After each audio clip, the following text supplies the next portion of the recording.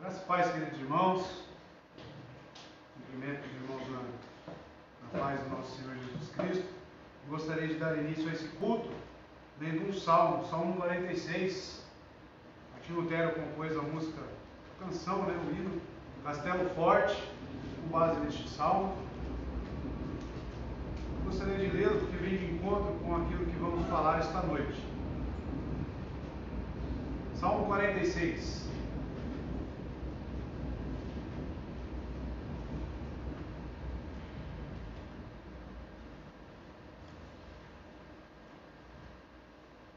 Deus é o nosso refúgio e força, um socorro bem presente na tribulação. Portanto, não temeremos, ainda que a terra seja removida, e ainda que os montes sejam transportados para o meio do mar. Ainda que suas águas rujam e se perturbem, ainda que os montes se sacudam com o seu enxar. Há um rio, seus córregos alegrarão a cidade de Deus, o lugar santo dos tabernáculos do Altíssimo. Deus está no meio dela. Ela não será abalada. Deus a ajudará, e isso bem cedo. Os pagãos enraiveceram-se, os reinos foram movidos. Ele proferiu sua voz, a terra derreteu. O Senhor dos exércitos está conosco. O Deus de Jacó é o nosso refúgio. Vinde, contemplai as obras do Senhor. Que consolações ele causou, que desolações, ele causou na terra. Ele faz cessar as guerras até o fim da terra. Ele quebra o arco e corta a lança pela metade. Ele queima a carruagem no fogo. Aquietai-vos e sabei que eu sou Deus. Serei exaltado entre os pagãos, serei exaltado na terra. O Senhor dos exércitos é conosco. O Deus de Jacó é o nosso refúgio. Que nessa convocação, vinde, contemplai, eu convoco meus irmãos a adorar ao Senhor. Que possamos com alegria de estarmos reunidos aqui. Depois, para alguns, há muito tempo já não se reunia em uma igreja. Que possamos agora com alegria cantar a Deus, que tem sido o nosso refúgio, que tem sido o nosso consolo. Amém? Fique de pé, meu irmão, vamos adorar.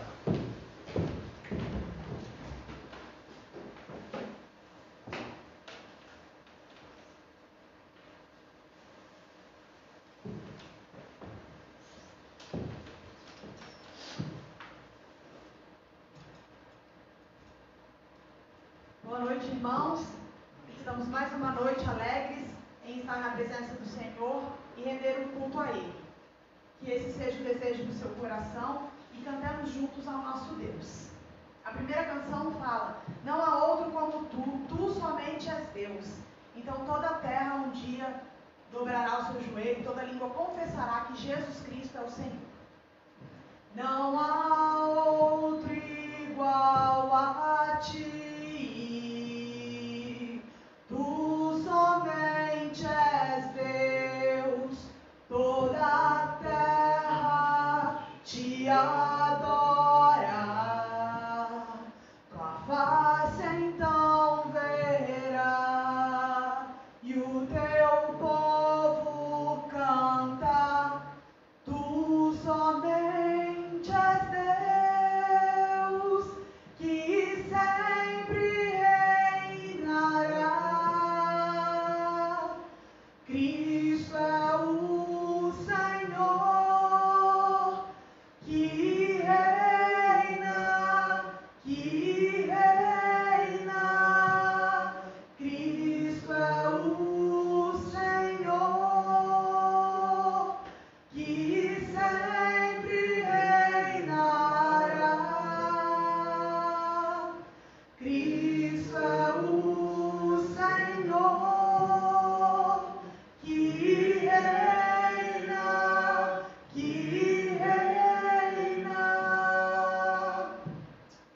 Bravos tremem, reis se curvam aos teus pés, Senhor, com teu sopro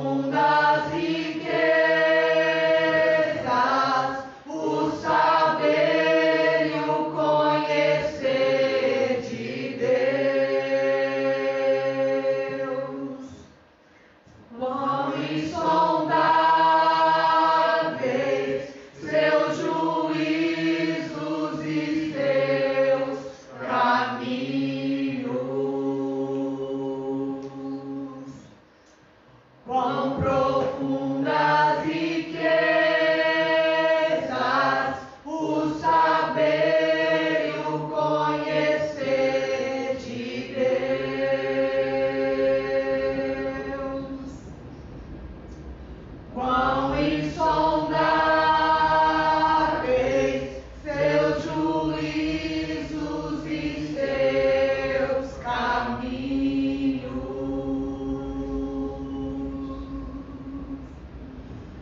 A Ele a glória,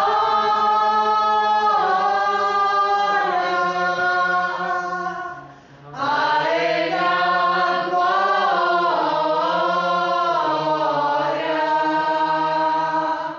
a Ele a glória,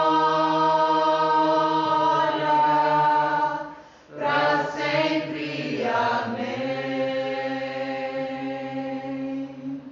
A Ele a glória. A Ele a glória.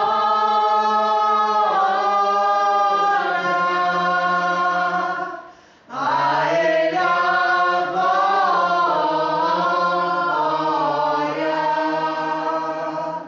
A Ele a glória.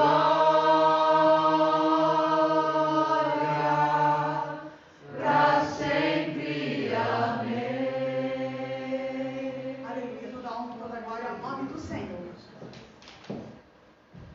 Pode se assentar, meu irmão. Esse é o momento de dízimos e ofertas. Eu gostaria de ler um versículo, no Salmo 96, no verso 8. Diz assim: Dai ao Senhor a glória devida ao seu nome. Trazei uma oferta e chegai aos seus atos. Se você veio preparado para este momento, meu irmão, você fique à vontade. A Juliana estará passando com o ofertório. Você pode estar cultuando a Deus com os seus recursos, com os seus dízimos e as suas ofertas. Você que nos assiste pode estar fazendo através das plataformas digitais aí. O banco é o Banco do Brasil, agência 6535, dígito 8, conta corrente 11509, dígito 6, favorecida Isadora Molina Fiorito, nossa tesoureira, CPF 435-255-218, dígito 63.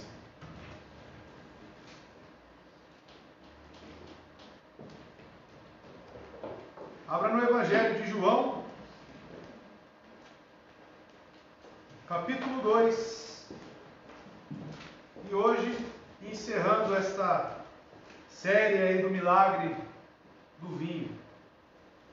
No capítulo 11, João, Evangelho de João, capítulo 2, no verso 11. Diz assim a palavra de Deus: esse começo de milagres fez Jesus em Caná da Galileia, manifestou a sua glória, e os seus discípulos creram nele. Vamos utilizar apenas este verso e abordar um pouco sobre as características dos milagres de Cristo. Incline sua cabeça, vamos orar mais uma vez. Peça o auxílio do Espírito Santo no entendimento da palavra do nosso Deus. Senhor nosso Deus, agradecidos estamos aqui, Pai, pela oportunidade que o Senhor nos concede de estar cultuando ao Senhor, de ouvir mais uma noite a Sua palavra, aprender, Senhor Deus, com o Teu Santo Espírito. Que o Senhor venha agir em nós, Deus. Que o Senhor venha mudar as nossas vidas, mudar os nossos corações, através da luz do entendimento que o Santo Espírito do Senhor nos concede, Pai de amor, através da exposição, da leitura e do entendimento bíblico. Esteja conosco, Pai de amor, e que as palavras aqui ditas e pronunciadas sejam palavras conduzidas também pelo Teu Espírito. Que não seja o homem a minha vontade, mas apenas o Teu querer aqui, Deus. Nos abençoe mais esta noite. Repreenda o mal sobre as nossas vidas e, Deus, despeje sobre nós a Tua graça. Assim oramos, Pai, no nome santo de Jesus Cristo. Amém. Já fizemos aqui algumas abordagens sobre este texto, extraímos alguns ensinamentos, e hoje, através desse verso 11, podemos aprender um pouco mais. Devemos dar a devida tratativa, meus irmãos, a este primeiro milagre. E ele, sendo o primeiro, demonstra a maneira como Cristo age através dos próprios milagres consecutivos. Devemos extrair o máximo dos seus ensinos. E com a graça de Deus, extrairemos mais uma vez um ensino desta passagem.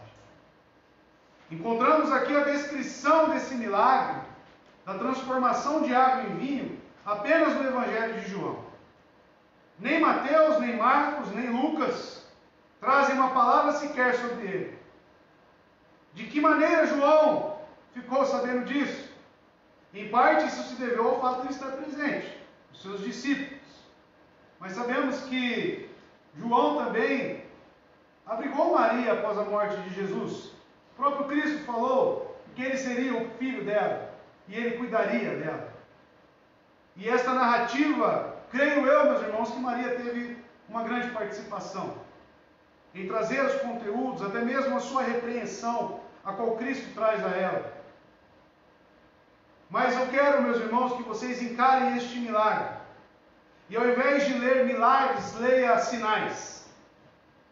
Em vez de ficar focando apenas no ato executado, eu te encorajo, no auxílio do Espírito Santo, a extrair os ensinos através dele. O que Cristo pretendia trazer para nós. E assim você estará mais próximo do significado original. Esse início de milagres tinha o objetivo de ser um sinal instrutivo, assim como eu disse, os demais milagres de Jesus. Então, nesta noite, eu tenho a intenção, meus queridos, de considerar 3 tópicos sobre esta passagem. O primeiro deles, o significado desse início de milagres. Quais são os significados contínuos? 2, a singularidade como a manifestação de Cristo. Por que ele foi tão singular? Por que ele foi tão único?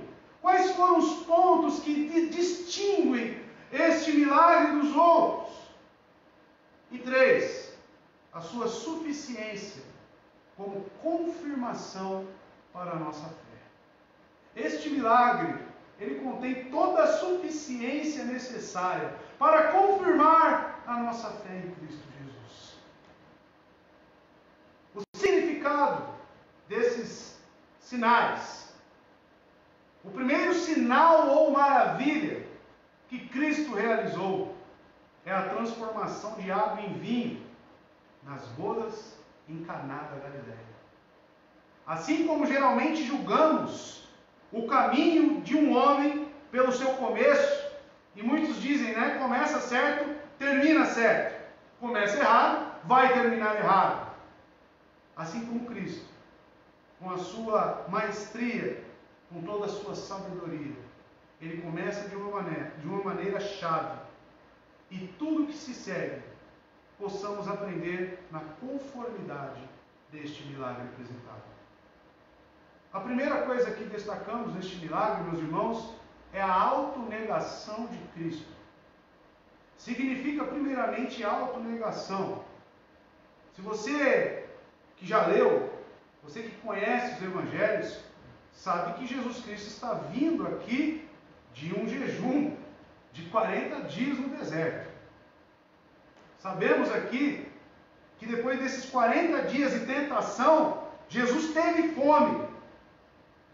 Imagine a fome. Quem fez e quem pratica essa disciplina espiritual sabe que o jejum traz esta fome. E principalmente quando você sai, encerra esse ciclo, parece que você quer comer o reboco da parede. É difícil, porque a nossa carne, ela pede este alimento. E Jesus estava lá, em seu poder, para ordenar, então, que as pedras se tornassem em pão. Mas, se acaso houvesse sido este o início dos seus sinais, do seu milagre, teria sido um milagre realizado em favor da sua própria necessidade. Ele, ao invés de criar alimento para ele oferece o benefício para as pessoas que estavam ali naquele local.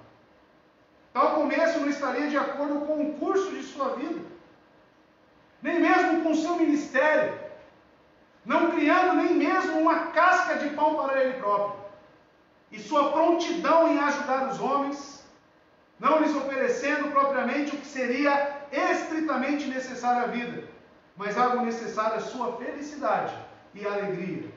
Um começo digno, meus irmãos, de autonegação. Mateus 27, do verso 42, levantaram essa questão contra ele, dele não usar os seus poderes para poder saciar os seus desejos e as suas vontades.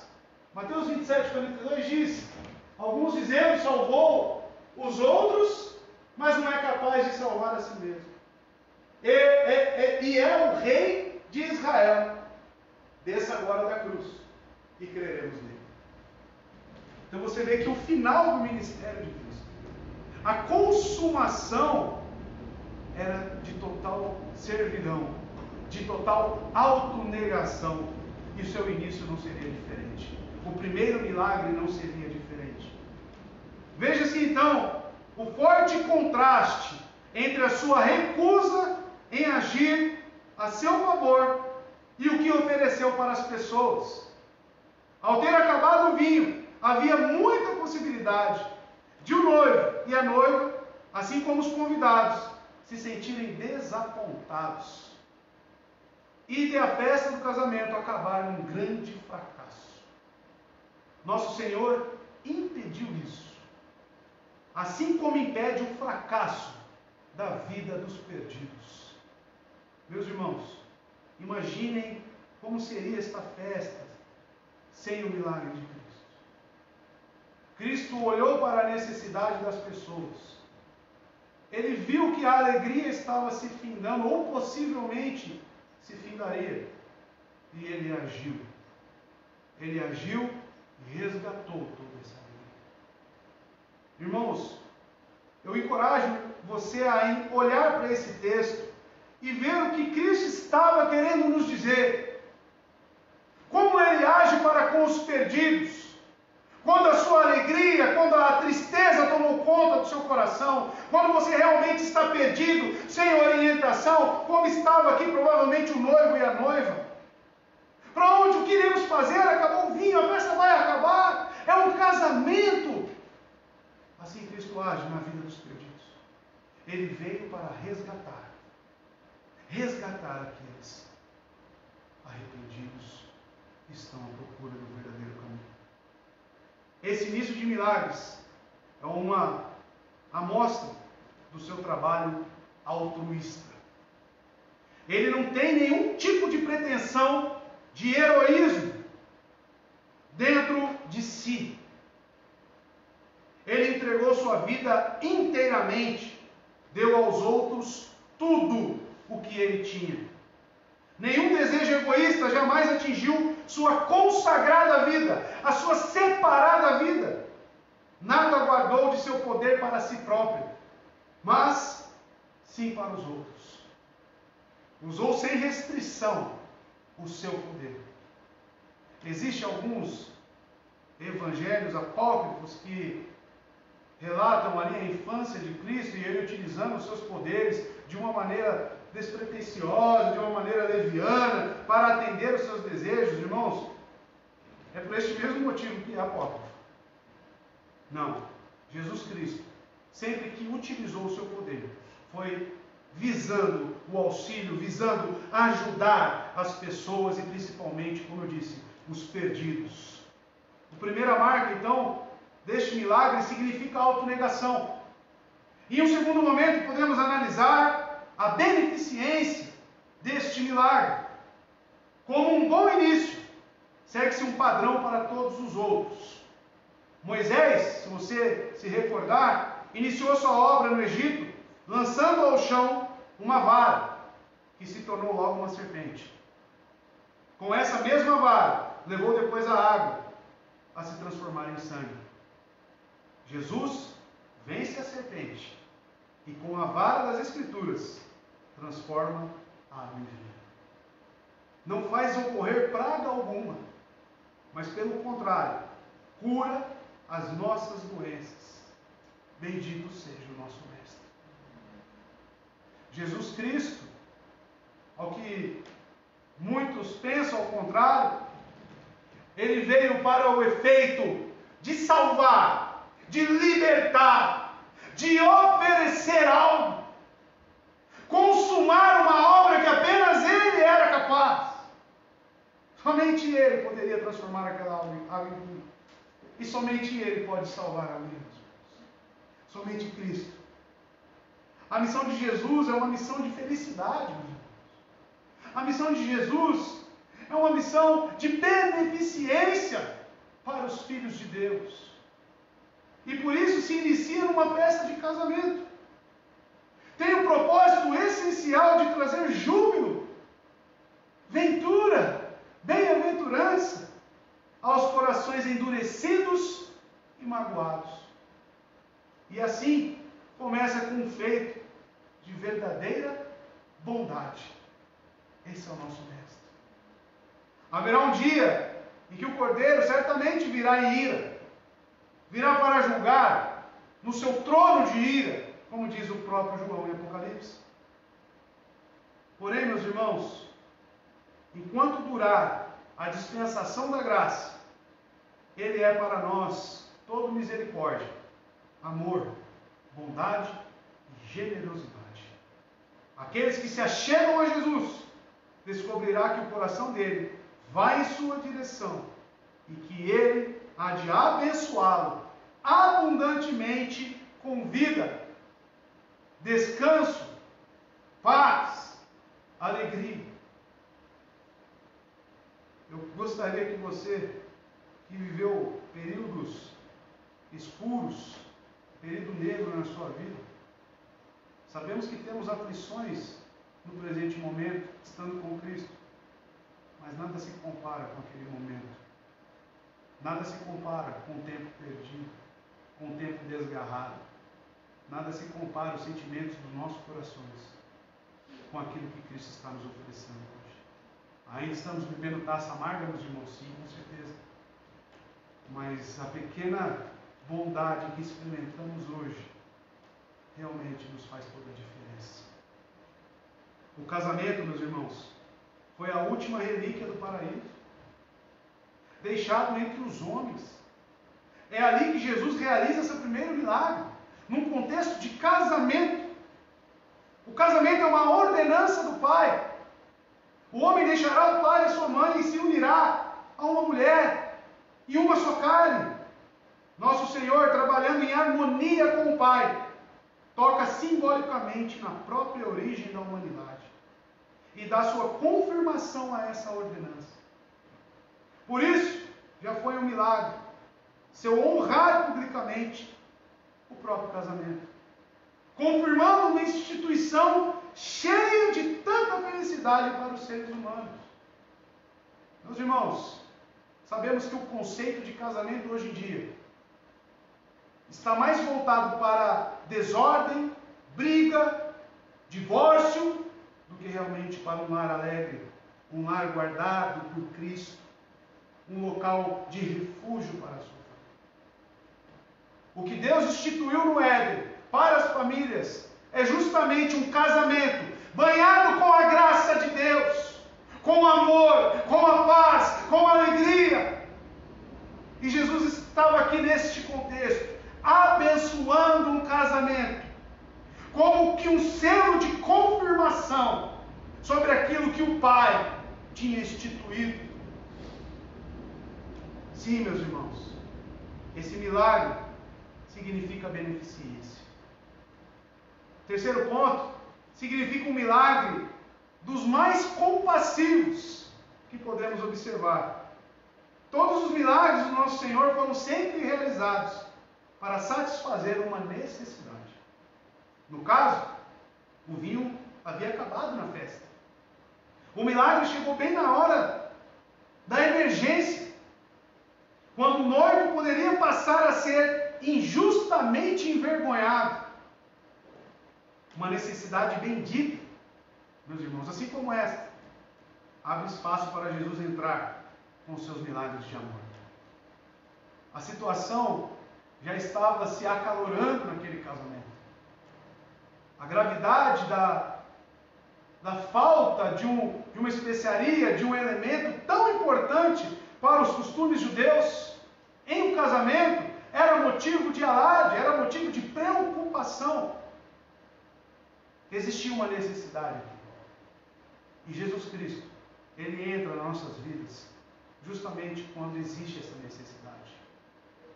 Como eu disse aqui algumas quartas-feiras atrás, Jesus Cristo realmente, Ele vem para aquele que sente a necessidade dele. Quando eu digo que Ele vem para os perdidos, eu não digo para aqueles que se acham já encontrados no caminho. Autossuficiência, autojustiça. Eu estou falando daqueles que humildemente clamam a Ele, solicitando pelos seus benefícios. Uma necessidade bendita abre um espaço para Jesus entrar com seus milagres de amor. É bom ter falta, assim, para que possamos ser levados ao Senhor por causa das nossas carências. Pois Ele irá fazer mais por nós do que apenas supri-las. Se você não tem necessidade alguma, meu caro ouvinte, Cristo não virá até você. Eu vou repetir.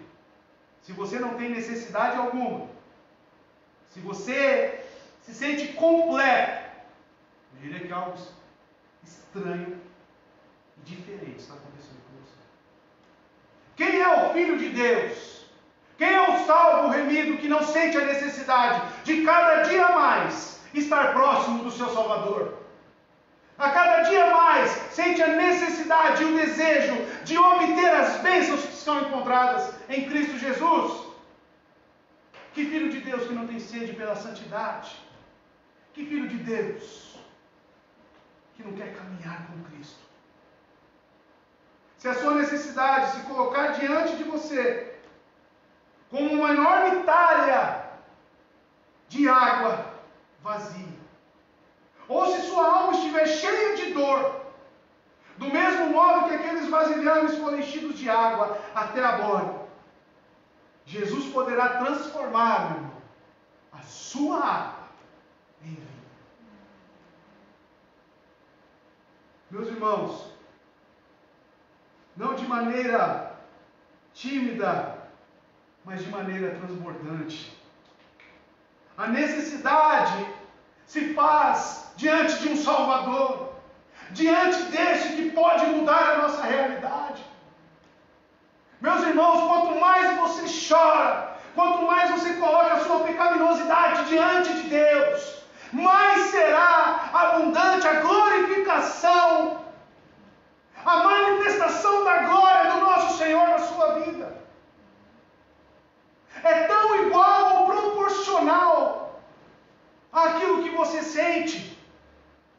Por isso que eu digo, aqueles que não têm necessidade alguma, aquelas pessoas que batem no peito e falam, estou pleno, estou satisfeito com isso que eu tenho. Bem-aventurados os que têm sede e fome de justiça. Esses serão saciados. Quando? Quando acontecerá essa satisfação plena? Apenas no momento em que Cristo nos resgatar. Enquanto estivermos aqui presos neste corpo, nestas condições de enfermidades, de tristezas, de mortes, temos que ansiar por Cristo, clamar por Cristo cada vez mais, cada dia mais. É melhor realizar a obra de Deus sentindo a nossa insuficiência e sermos levados a Deus em busca de ajuda. Se formos procurar fazer nosso serviço a nossa desajeitada maneira, certamente, irmãos, seremos fracassados. Quem se sente aqui apto para a obra de Deus? Quem se sente aqui pleno, capacitado para a obra de Deus? Quem? Mas, se em vez disso, procurarmos fazê-lo da maneira tímida, de uma maneira trêmula até mesmo, mas olhando confiadamente ao Senhor, seremos mais do que vencedores. Jogue a sua incapacidade, jogue as suas limitações em Cristo. Jogue na cruz. Vá, faça, mesmo que de uma maneira trêmula, de uma maneira totalmente triste, mas faça, confiando. Faça, na certeza de que Ele irá lhe ajudar. Aprendemos com este milagre, meus amados irmãos, que o nosso Senhor olha sempre para a necessidade do homem, não para as suas posses. Ele olha com toda a atenção para a nossa fraqueza e carência, fazendo da sua angústia a plataforma sobre a qual manifesta a sua glória, ao suprir todas as necessidades. Irmãos, isso é maravilhoso, porque ao se colocar as suas limitações, ao colocar a sua incapacidade diante de Cristo, quando você realizar este feito, a glória vai retornar para quem? Quem será exaltado nessa limitação nossa? Meus irmãos, e Cristo, Ele olha para esses. Cristo, Jesus, olha para os necessitados, assim como olhou para esse noivo e essa noiva. Significa também, quarto, o quão condescendente foi este milagre. Condescendência, irmãos, é aquilo que não julga segundo as exigências do dever, da consciência, ou seja, quebrando paradigmas.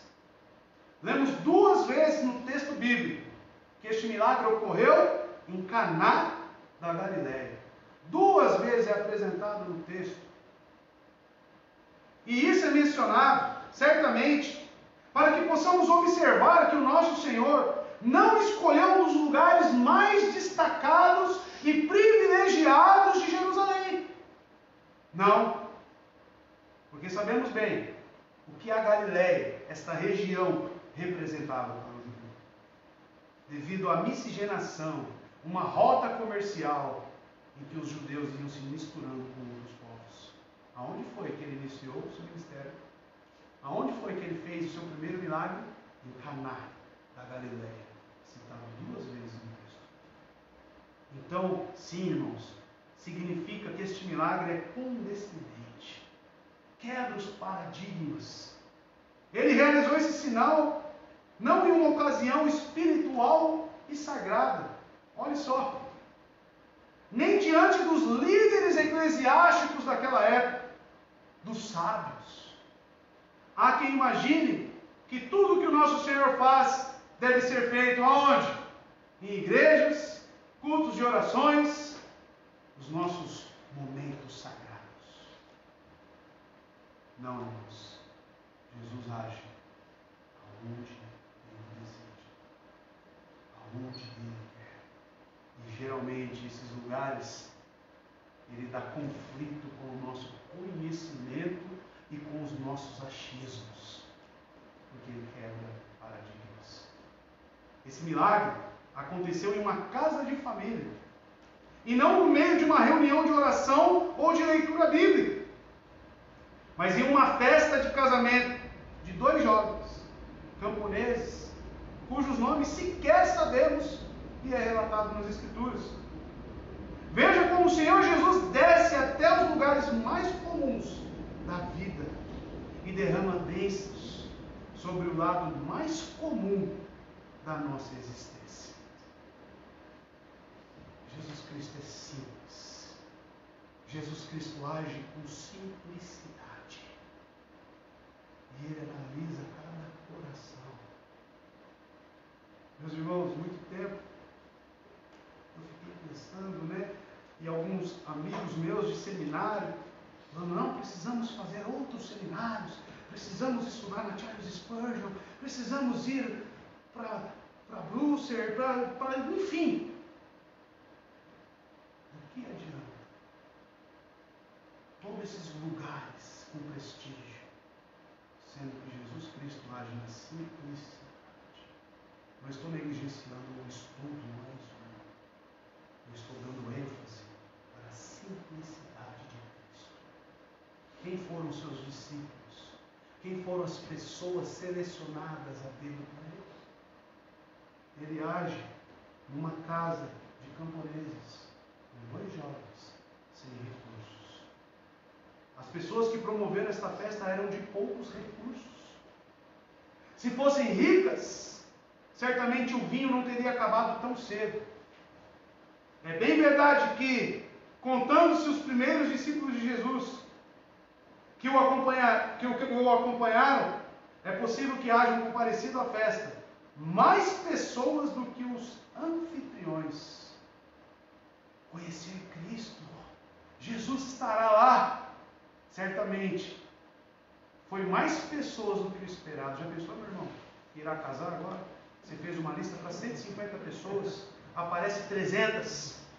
Vai acabar o fim. Vai acabar o fim.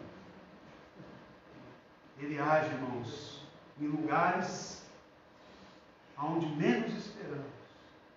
Lugares sem recursos.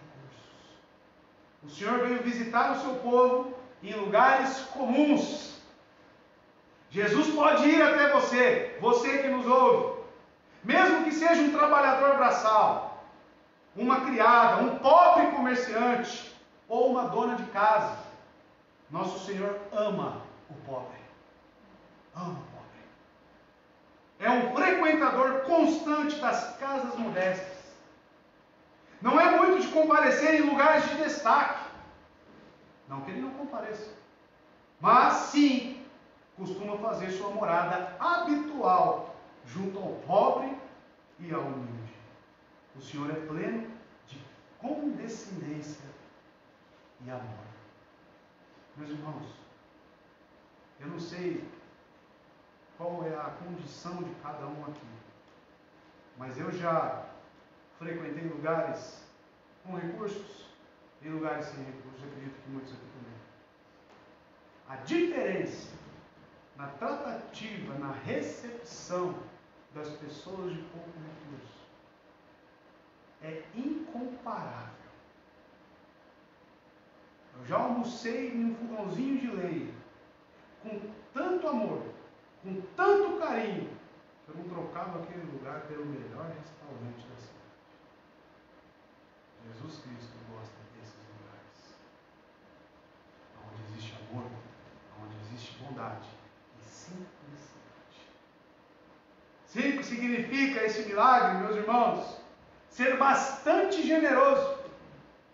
Quando Jesus, depois que alimentou a multidão, ele poderia ter dado apenas a cada um pedaço de pão. Lembram dessa passagem? Lembram dessa narrativa? Mas como que ele fez? Ele nunca faz as coisas de maneira restrita e contada. E assim adicionou peixe ao alimento, para dar mais sabor e mais nutrição àquele povo. Assim como ele fez aqui, neste casamento. Quando Cristo age na vida do indivíduo, esse agir, esse transformar, esse abençoar, é em abundância.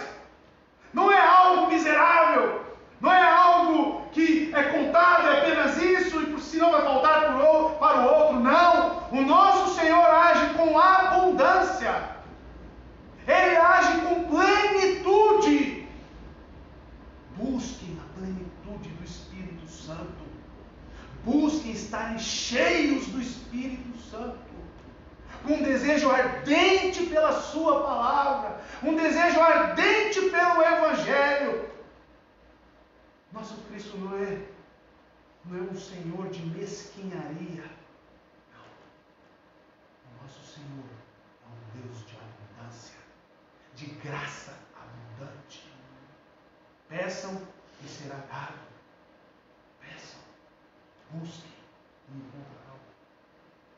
Nosso Senhor não apenas nos dá existência, mas nos oferece uma existência feliz, que é a verdadeira vida. Não dá aos homens apenas o que é suficiente, a sua necessidade imediata. Não. Mas dá sempre um grau muito mais elevado do que pensaremos poder desfrutar. Meus irmãos, este ponto acaba sendo sério dentro das igrejas. Um Deus que sempre age em abundância na vida do indivíduo. Fica questionável a vida de um crente apático, moribundo dentro da igreja. Um crente que se contenta em ficar sentado apenas e não desenvolve a sua salvação, a sua eleição. Eu falo, irmãos, por mim, diante das Escrituras, que eu não acredito em crente apático. Porque o nosso Senhor, quando age em abundância. Pode ser um período de fraqueza, um período de debilidade, mas esta pessoa certamente retornará, e retornará feliz e abundante, assim como o filho pródigo. Meus irmãos, esse é o nosso mestre. Nosso amado nos leva não apenas a uma simples refeição de pão, mas a um banquete regado a vinho. Temos com ele o céu aqui na terra. Jesus não mede a graça em gotas, mas sim dá literalmente, pois suas talhas estão sempre cheias até a borda. Meus irmãos, a qualidade é sempre tão notável quanto a quantidade. Ele nos dá o melhor, sempre. Ele não precisa ser coagido para doar. Ele não precisa ser pressionado para ser tão abundante em nossas vidas. Não! Maria mostrou isso para nós no texto. Maria tentou forçar de certa maneira, através da necessidade, e foi repreendida devidamente. A boa mulher, pois o Senhor certamente já sabia desta necessidade, antes mesmo de pedir. Talvez você pense que deve orar mais para ser atendido, mas a verdade é que o Senhor está muito mais pronto a dar do que você a pedir. Muitos dizem, as nossas orações precisam mover os céus. Pare com essa heresia, irmão. Mover os céus com orações, como se ele estivesse esperando e não conhecesse a sua necessidade. Não estou dando embasamento para você ficar na sua negligência, na sua falta de desejo pela oração. Não, mas eu sei que este Cristo, quando dá em abundância, é porque Ele conhece as nossas debilidades e necessidades. E não existe essa conversa de que você tem que pedir para que você seja atendido. Não! A providência do Mestre, ela vem no momento certo, na hora certa. Se trata mais do que Ele faz por nós, do que você pode fazer. Ele não precisa ser coagido. O apóstolo Paulo sabia muito bem disso, Efésios 3, verso 20. Aquele que é capaz de fazer infinitamente mais do que tudo o que pedimos ou pensamos, de acordo com o seu poder que atua em nós. Este é o nosso Mestre, este é o nosso Senhor. O primeiro milagre, meus irmãos, também foi um milagre profético. Nosso Senhor dá início aos seus sinais em uma festa de casamento. É para uma festa de casamento que Ele nos convida, e será diante de uma gloriosa ceia de casamento que tudo irá terminar. A história da nossa Bíblia termina com um belo conto de amor. E eles se casaram e viveram felizes para sempre. Esse é o contexto do primeiro milagre. Apocalipse, no capítulo 21, versos 2 a 5, retrata este momento glorioso. Vi a cidade santa, a nova Jerusalém, que descia do céu, da parte de Deus, preparada como uma noiva, adornada para o seu marido. Pode passar. Travou? 2 a 5. 2. Verso 3. Eu vi uma forte voz que vinha do trono e dizia: agora o tabernáculo de Deus está com os homens, com os quais ele viverá. Eles serão os seus povos. O próprio Deus estará com eles e será o seu Deus. Verso 4. Ele enxugará dos seus olhos toda a lágrima. Não haverá mais morte, nem tristeza, nem choro, nem dor, pois a antiga ordem já passou.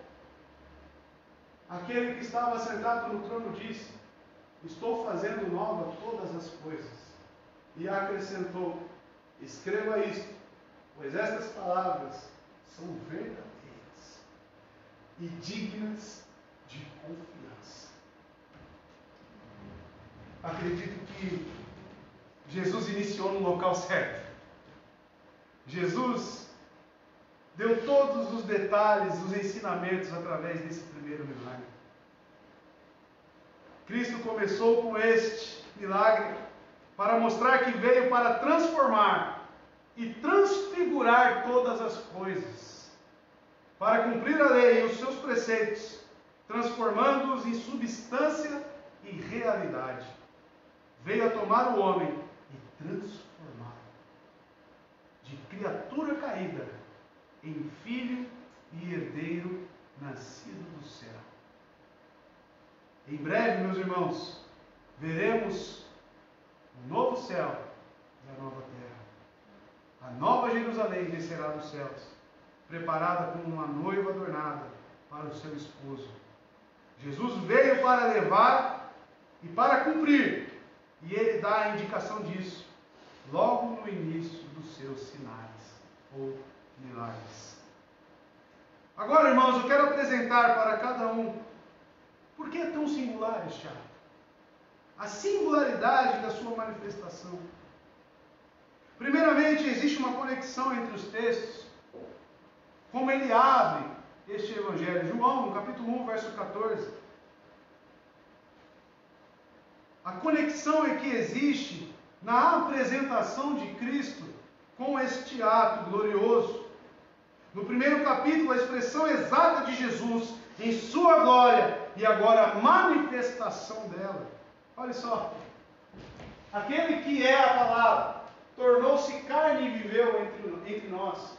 Vimos a sua glória, glória como do unigênito vindo do Pai, cheio de graça e de verdade.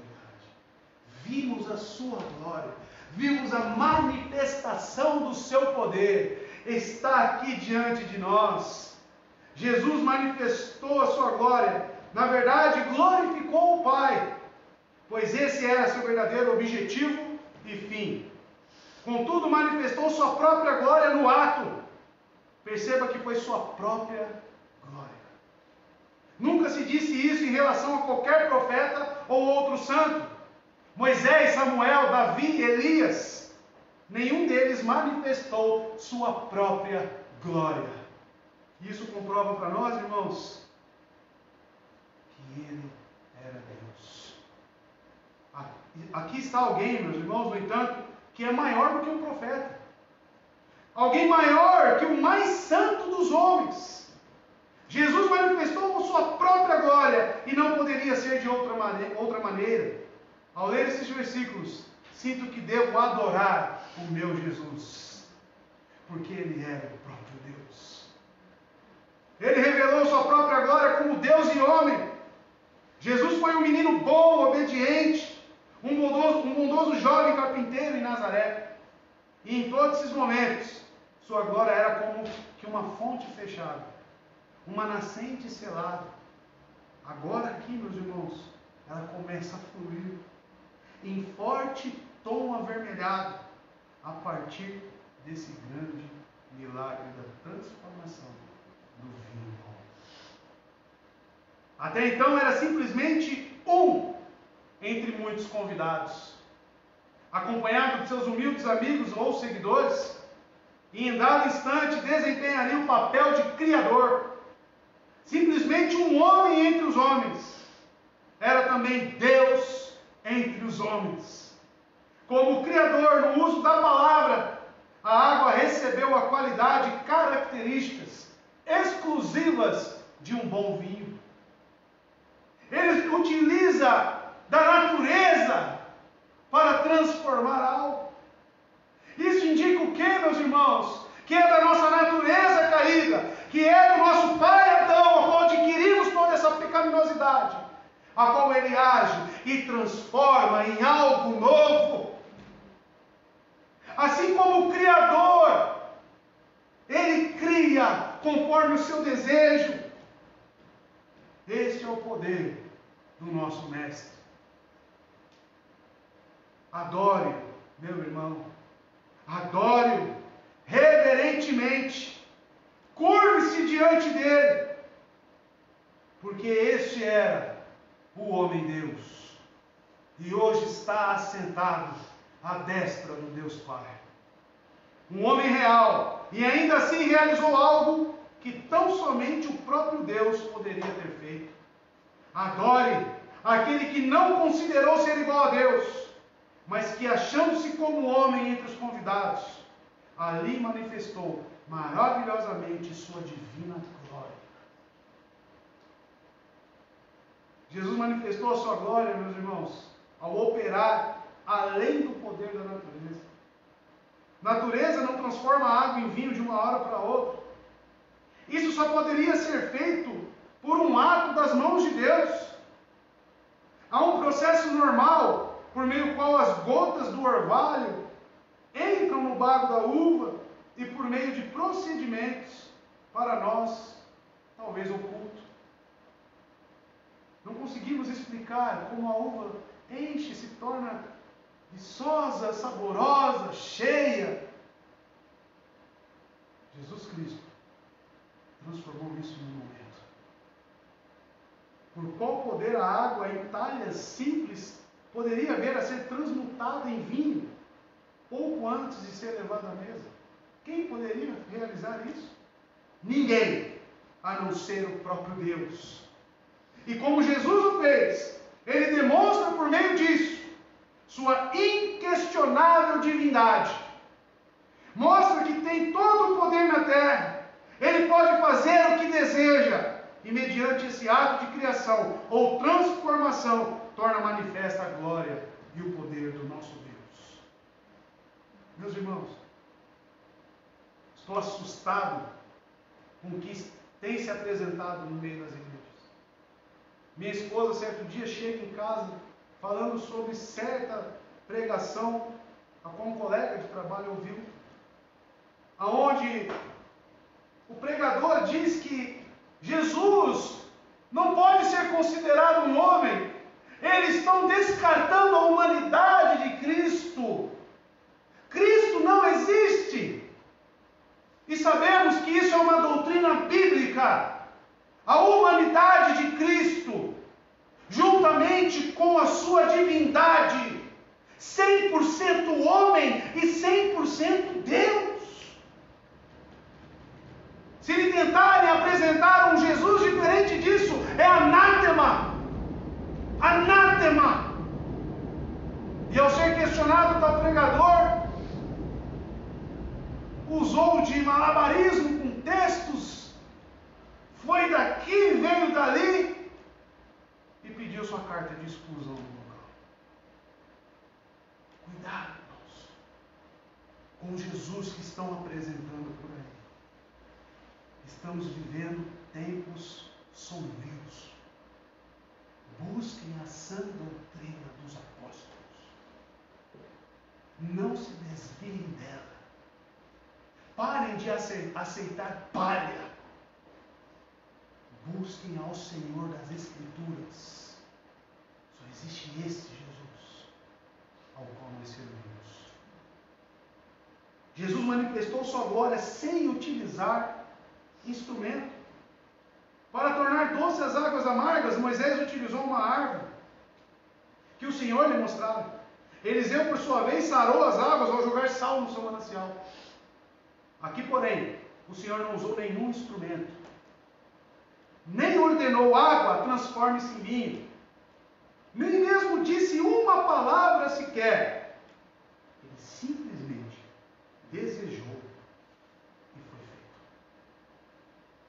Como divinamente manifestou sua glória neste episódio.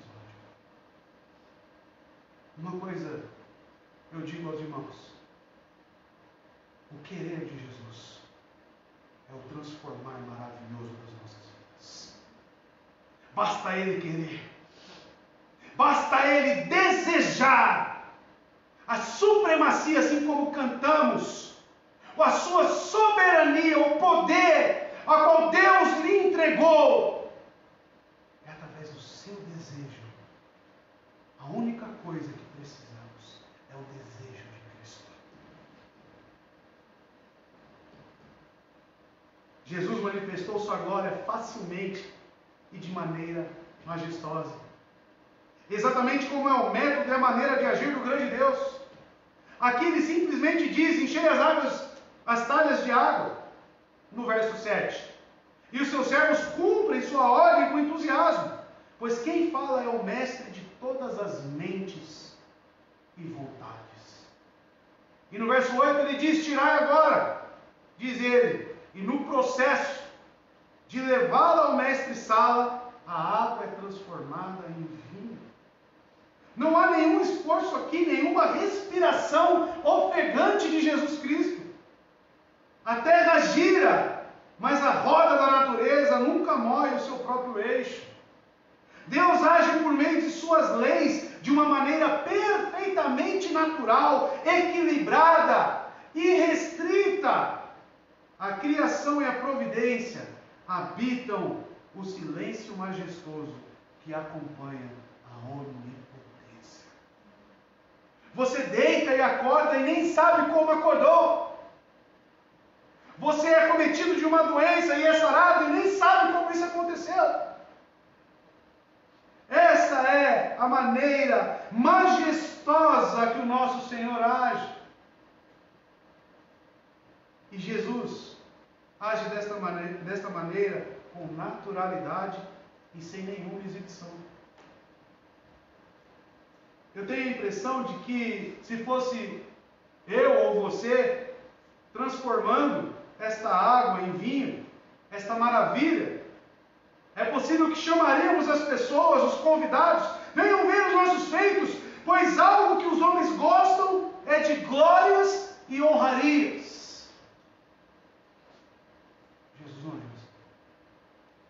Jesus não fez nada disso.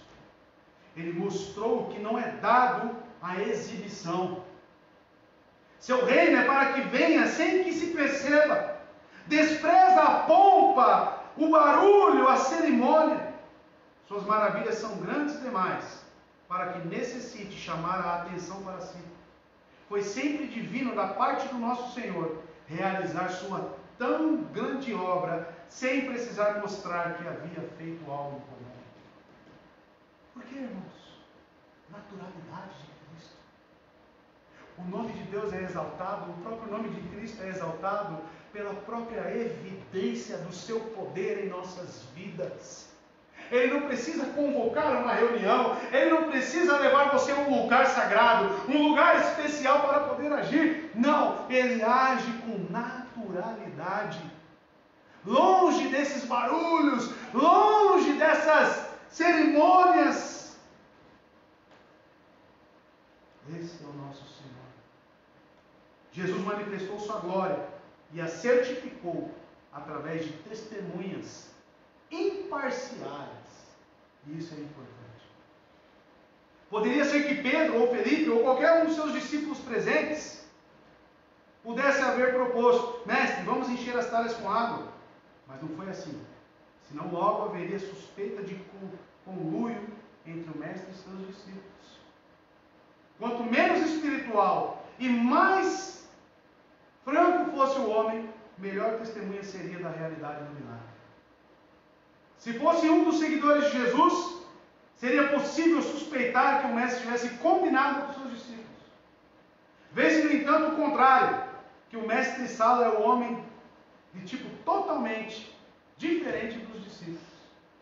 E ele ao menos sabia da onde os servos teriam retirado aquele vinho. É que a obra de Deus é um fato e não uma ficção, meus irmãos.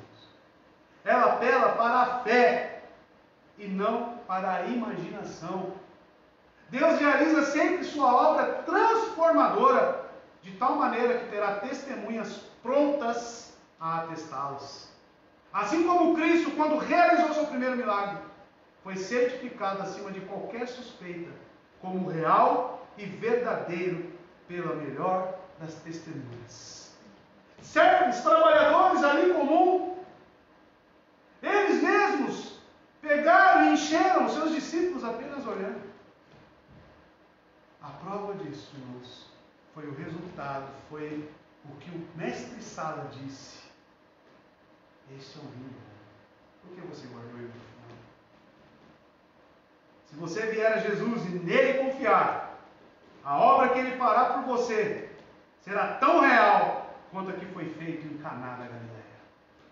Até os ímpios serão forçados a reconhecer que Deus fez uma mudança em você. Quando o virem em sua nova vida, na sua transformação efetuada por Cristo, hão de refletir e dizer: eis uma coisa boa que nunca vimos nele. Quando Cristo age na vida do indivíduo, as testemunhas aparecem. O Espírito testifica ao nosso Espírito, já disse isso aqui várias vezes. Testificar é dar provas. Provas de que você nasceu de novo. Provas de olhar, eu conhecia ela não agia assim, algo aconteceu na vida dela. Hoje ela está diferente, hoje ela fala diferente, ela cheira diferente, ela age diferente. As testemunhas aparecem. E com naturalidade o nome de Cristo é exaltado. E isso, meus irmãos, este milagre é suficiente para confirmar a nossa fé. Seus discípulos creram nele, como diz o verso 11. A melhor testemunha é aquela que compartilha o fato. Quando sentimos uma coisa por nós mesmos, temos plena segurança a respeito daquilo.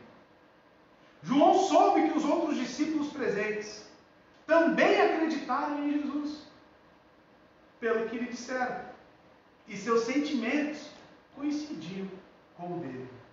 Porque João, ao escrever, ele fala no coletivo: os discípulos creram nele. Como é que ele chegou nessa conclusão? Ele poderia falar por si mesmo, mas ele chegou à conclusão que todos creram nele. Os discípulos receberam um reforço em sua fé. Isso vale mais do que todas as iguarias de uma festa. Enquanto os outros comeram, beberam e desfrutaram das delícias, aqueles homens fruíram mais, viram Deus em Jesus Cristo, manifestando a sua glória. O que havia naquele milagre que poderia confirmar a sua fé? O que? Note que eu digo aqui confirmar. O milagre não deu origem à fé, mas afirmou. A fé desses primeiros discípulos se originaram na palavra do Senhor pregada por João Batista. Eles estavam recebendo uma porção melhor, uma confirmação do próprio Cristo. Acreditaram em Jesus como sendo o Cordeiro de Deus que tira o pecado do mundo, assim como João Batista anunciara. Em seguida, passaram a desfrutar do relacionamento pessoal com Jesus, ao andar com Ele. Isso havia revelado a sua fé. Agora, comprovavam o benefício de estarem associados a Jesus.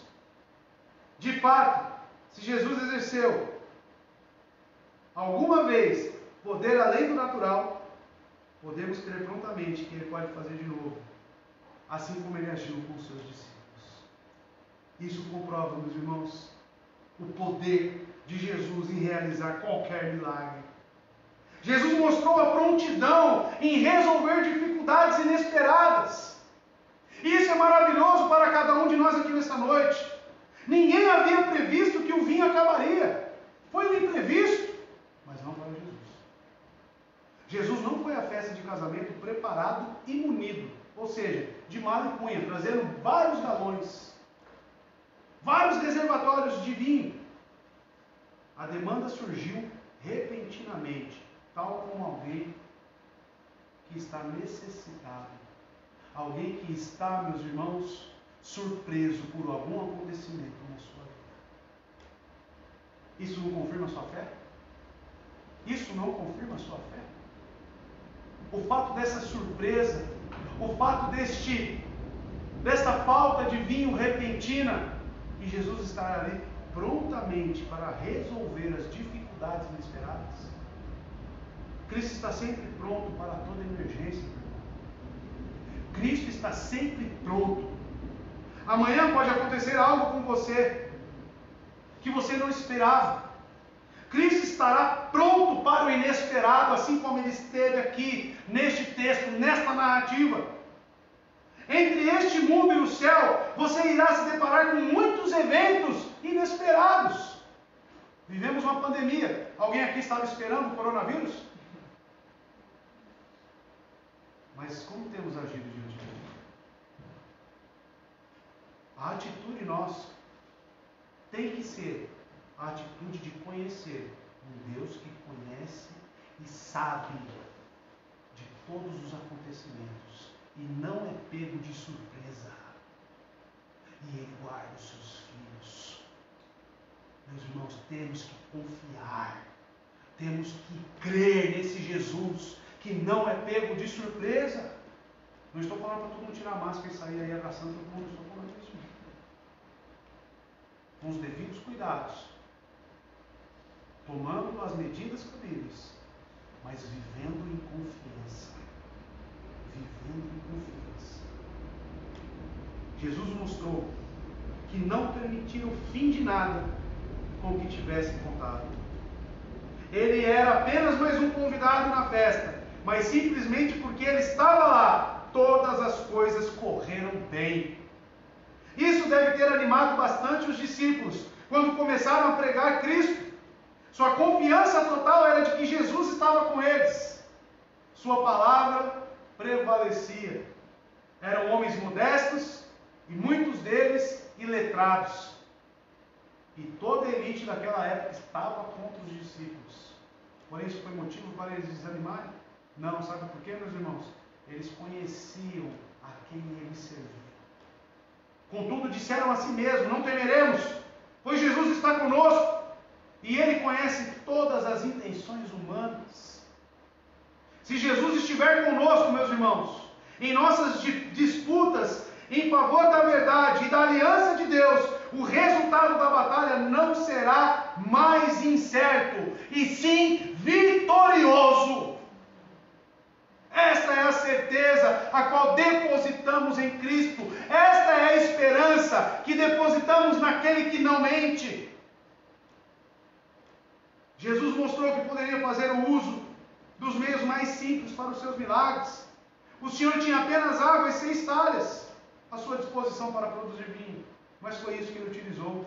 Ele consegue fazer um vinho bem melhor a partir da água do que aqueles que os homens poderiam a partir de uma vida inteira. Apenas 6 talhas de pedra. Você e eu, afinal, somos o quê? Somos apenas pobres vasos terrenos, até mesmo rachados. Há pouca coisa de conteúdo espiritual em nós, mas o Senhor pode produzir em nós um excelente vinho, que irá alegrar o coração de Deus e do homem. Palavras de fé que irão agradar a Deus e salvar o homem. Através deste vaso. Através deste vaso rachado, com pouca espiritualidade. Porque é Ele que efetua em nós tanto querer quanto realizar. É Ele, é este aqui. É este que transformou esta água. É este poderoso Deus, com naturalidade, com simplicidade. Será que isso confirma a sua fé, irmão? É necessário algo a mais? O que você necessita para crer mais? O que? Ele demonstrou uma majestosa tranquilidade na realização da sua obra, sem alarde, sem euforia. Não invocou anjos, não fez uma longa oração eloquente com palavras, nem mesmo proferiu qualquer encantamento. Irmãos, vou fazer um parênteses. Vejo cultos com esse meu irmão aqui. Estão parecendo mais um encantamento, um ritual. Fazem panos, óleo, fazem mais não sei o quê, a Bíblia no meio. O que está acontecendo? O que está acontecendo? Temos que crer nesse Jesus, que com uma palavra, que com o seu desejo realiza qualquer coisa. Por meio dele todas as coisas foram criadas. Não precisa você fazer ritual, mandinga, o que for, pegar isso ou aquele item e ir em um lugar específico. Não precisa. Esse Deus é poderoso. É poderoso para realizar infinitamente mais o que pensamos ou desejamos. Ele é poderoso. E não precisa de subterfúgios ou itens ou outras coisas do tipo. Me dê o seu nome, que eu vou levar lá para as muralhas de Israel. Me dê o seu nome, que eu vou mergulhar o seu nome na lata de azeite que eu tenho lá em casa. Jesus precisa disso, meu irmão. O Jesus das Escrituras precisa disso, meu irmão. Não necessita. Jesus mostrou a eles que não precisavam estar mais ansiosos. Quando lemos o Novo Testamento, está escrito: e os seus discípulos creram nele. E o que está escrito em nossa, isso é o que está escrito em nossa versão. E um detalhe no original é que a ideia que fala nele está trazendo no original, no grego, dentro dele. Creram dentro dele. Seria aqui essa a mais correta tradução. Seus discípulos creram dentro dele. Ou seja, eles creram de tal forma que é como se houvesse mergulhado em Jesus. Vocês já ouviram a expressão bíblica andar em Cristo? Andar nele? É andar nessa esfera, é andar com Ele, é crer mergulhado nele. E não Jesus, eu ouvi falar. Esse Jesus não salva. Eu ouvi o irmão, o Jesus do Felipe, o Jesus do Vitor. Não é esse Jesus. Você tem que estar nele, crer dentro dele, andar nele. Pense, irmão, no significado disso. Os discípulos jogaram todas as preocupações da sua vida sobre Jesus. E sentiram não precisar mais se preocupar com coisa alguma. Jesus iria suprir todas as suas necessidades e carências até o fim. Deixaram tudo nas mãos dele. Meus irmãos, a única coisa que te capacita a enfrentar perseguição e as provações duras desta vida é crer nele, dentro dele. Não existe outra saída. A ansiedade só é curada através deste mergulho em Cristo e confiança plena nele. Não sei quem foi o irmão que me falou, se com a pandemia a igreja está sofrendo tanto, irmãos que abraçaram e tiveram como ensejo a pandemia para se afastar da vida de cristão. Imagine se a igreja é perseguida, meu irmão. Quantos iriam sobrar? Quantos você estaria aqui esta noite, sabendo que a qualquer momento entraria aqui um oficial do governo, autorizado a nos matar? Só estaria aqui aqueles que creem dentro dele, que andam nele. Só. E os que conhecem, ouviram falar, estariam a quadras, a jardas, a milhas distante daqui. A apostasia deve ser algo fluente no nosso meio. Conclusão. Que esta seja também, assim como os discípulos, esta confiança de mergulhar nele, que esta seja sua condição em nome de Jesus. Eles creram não simplesmente em Jesus, mas dentro de Jesus. Uma coisa é acreditar nele, outra coisa é acreditar nele.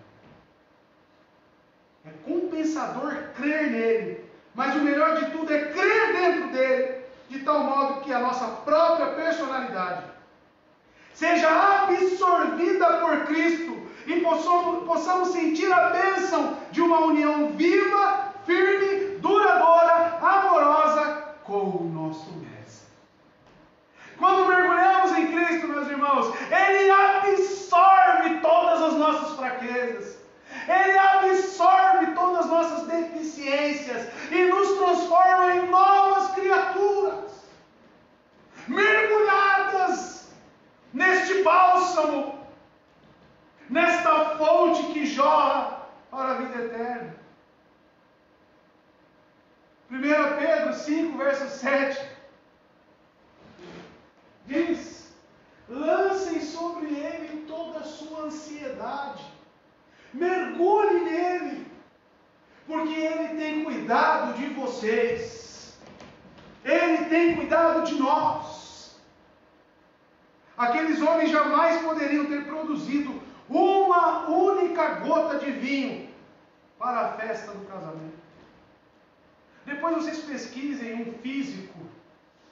um físico falando sobre a energia que precisa ser gerada para transformar a água em vinho. Isso é uma energia, meus irmãos, absurda. Absurda. Depois vocês pesquisem. Aqueles homens jamais poderiam ter produzido uma gota. Mas contando com o seu mestre, unido e juntos a ele, seriam certamente até capazes de inundar as ruas com vinho, se fosse necessário e se assim ele quisesse. Cristo, meu amado irmão, é capaz de erguer você.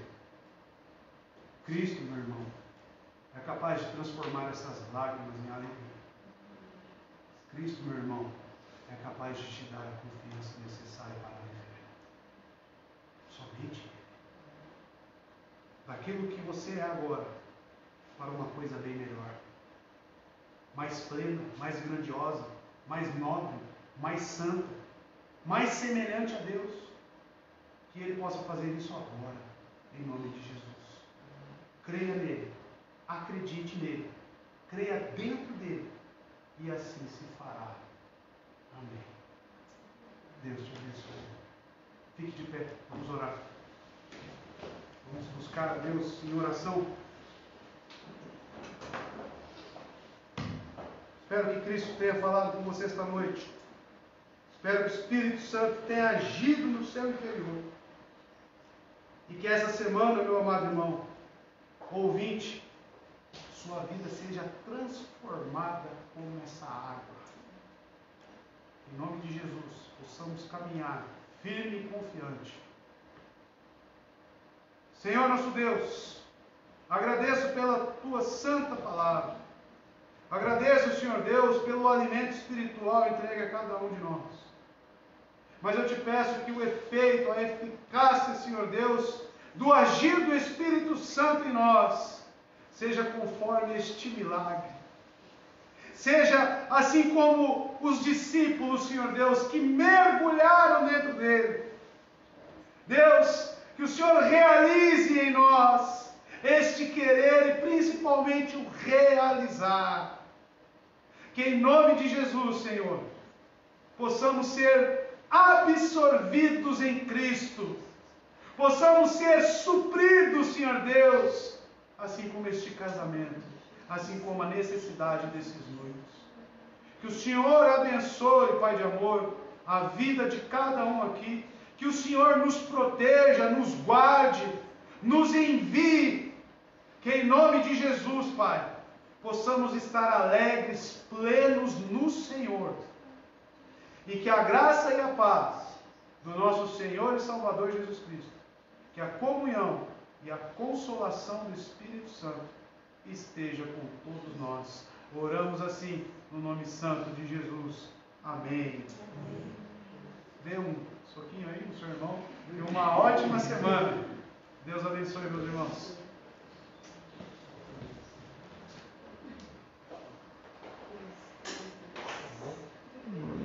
Doidete, Luciana.